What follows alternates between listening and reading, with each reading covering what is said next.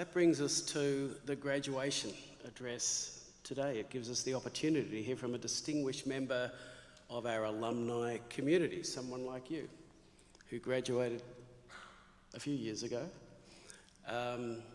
in one of your faculties. And we're very fortunate today that the address will be delivered by Mr. Stuart Giles.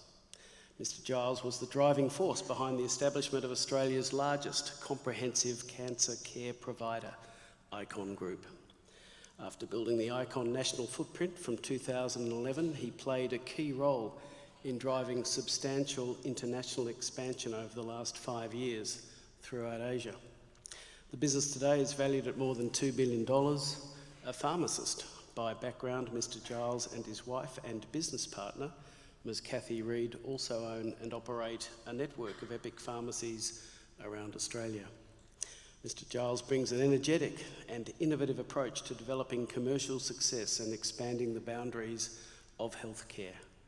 He has been publicly recognised for his expertise in fora, including the 2010 Ernst & Young Entrepreneur of the Year, where he was named a regional winner and national finalist. Mr. Giles is passionate about contributing to the community and served on the board of directors for the AEIOU Foundation for Children with Autism. He supported medical research as a founding platinum sponsor of the Gallipoli Research Foundation before he and his wife launched the Epic Good Foundation in 2015. Amongst the many philanthropic partnerships and activities of the Epic Good Foundation, Mr. Giles has played a leading role in the Foundation's partnership with the Hawthorn Football Club to deliver their Indigenous program. Mr. Giles was also awarded the 2019 Distinguished Alumni Award for the Faculty of Pharmacy and Pharmaceutical Sciences. I now have much pleasure in inviting Mr. Stuart Giles to deliver today's graduation address.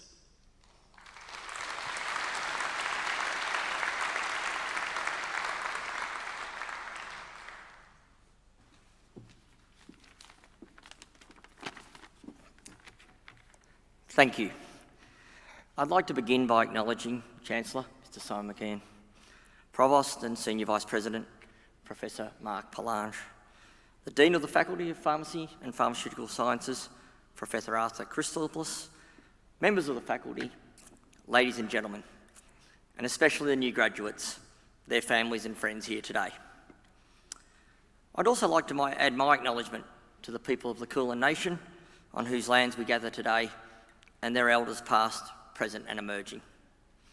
I've actually come here directly from a meeting just up the road at Waverley Park to plan for the renaming of the Hawthorn Football Club's training and administration facility as Bunjil Bagora, in another wonderful moment of progression in the recognition and respect for our First Nations people and culture.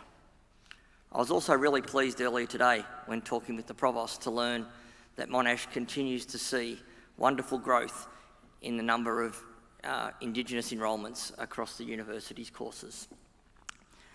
It is such a great honour to be invited here today to deliver this graduation address, and I hope the words that I share in the next few minutes add to the memories and the learnings that you'll take away from today. Graduation is such a wonderful and significant milestone, not only in your own lives, but in that of your families and friends who have provided so much support and encouragement to enable you to reach this point. So congratulations to everyone who's here today. Regardless of the capacity upon which you are here, you have played your role. Undergraduate study is hard. Whilst the transition from the highly structured and regimented academic high school programs to the more autonomous and independent study environments is challenging, there's no doubt that developing these skills and traits is a fundamental leap required to thrive in the world that now awaits you all. For those of you who are recognised for your postgraduate studies today, I think the last 18 months has given the world a heightened understanding and respect for what postgraduate studies and the sciences delivers. So congratulations to you all as well.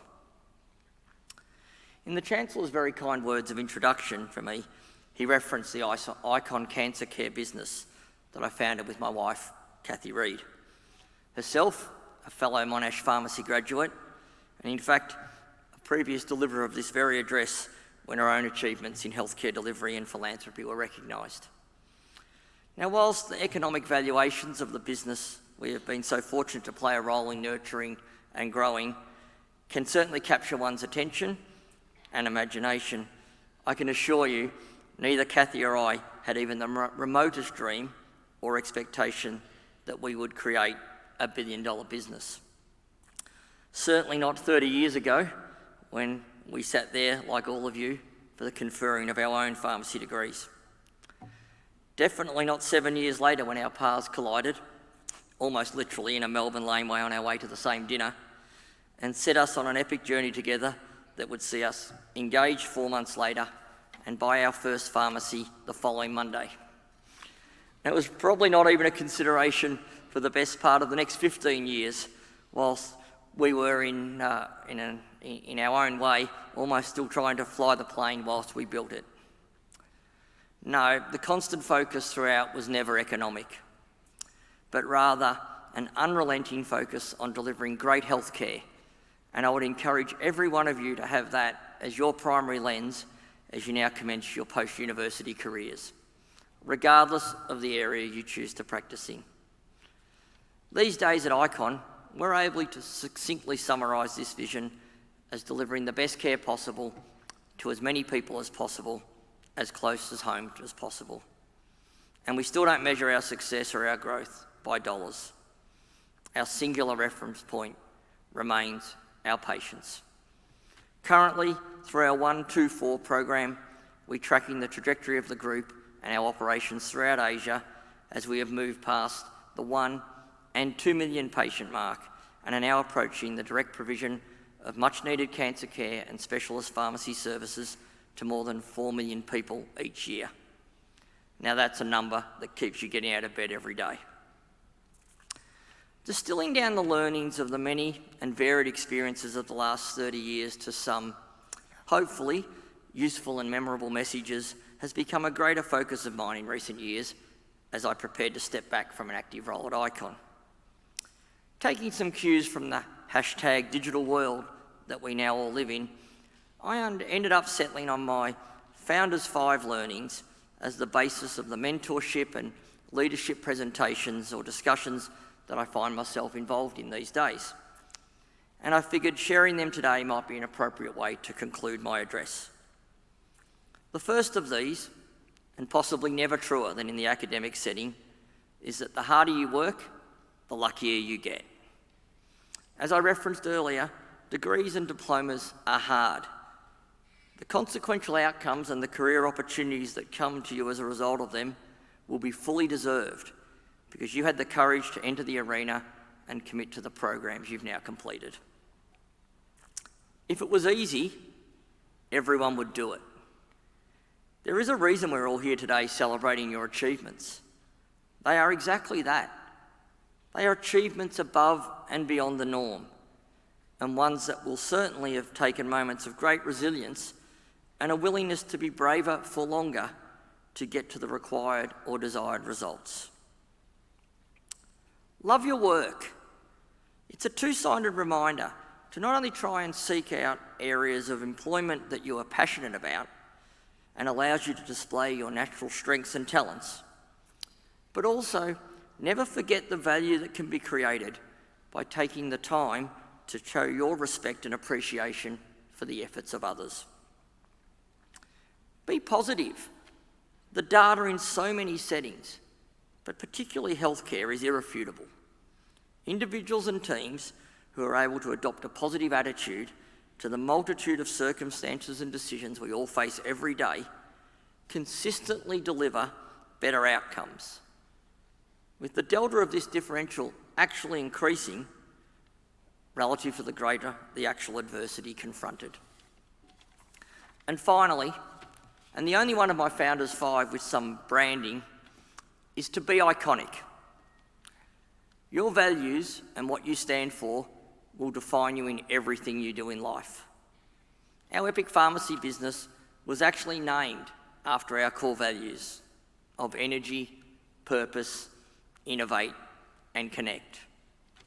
And when we expanded to cancer care, we tweaked the order, added nurture as a core value, and to today, we continue to strive to be iconic. Beyond actually living our values, it serves as a challenge, and a challenge to action I would encourage you all to contemplate taking up as you go forward in life. Be willing to stand up, stand out and away from the crowd. Have the courage of your convictions to provide an alternative view. And never be afraid to disrupt the status quo, regardless of how long it may have existed or how many people may provide reasons why you can't. In my experience, doing so leads to so many epic good things, of which having the opportunity and the privilege to share the stage with you all today is definitely one I will remember and treasure forever. Thank you again, Chancellor, and all at Monash for such an incredible opportunity.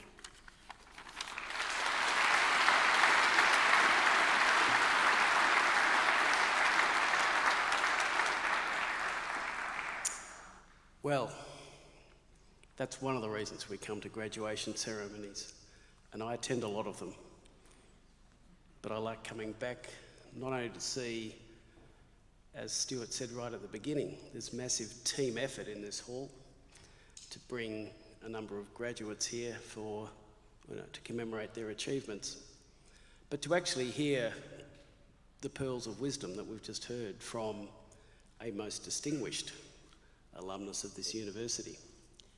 Stuart emphasised, as others do, the harder you work, the luckier you get.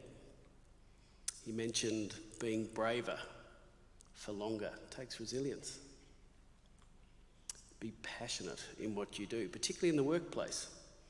There's nothing like having a job that you get out of bed for the right reasons because you know it's a really important job, particularly because of its impact on the wider community.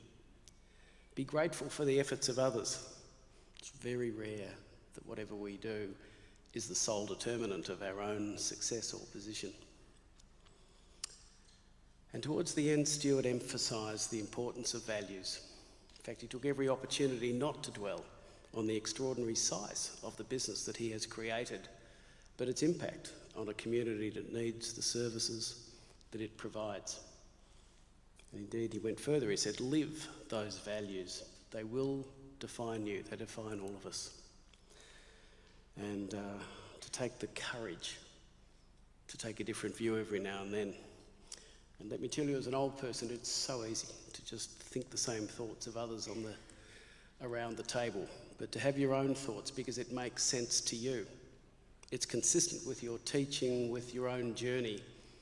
Sometimes being distinctive is the right way to go. So thank you, Stuart, again. Wonderful.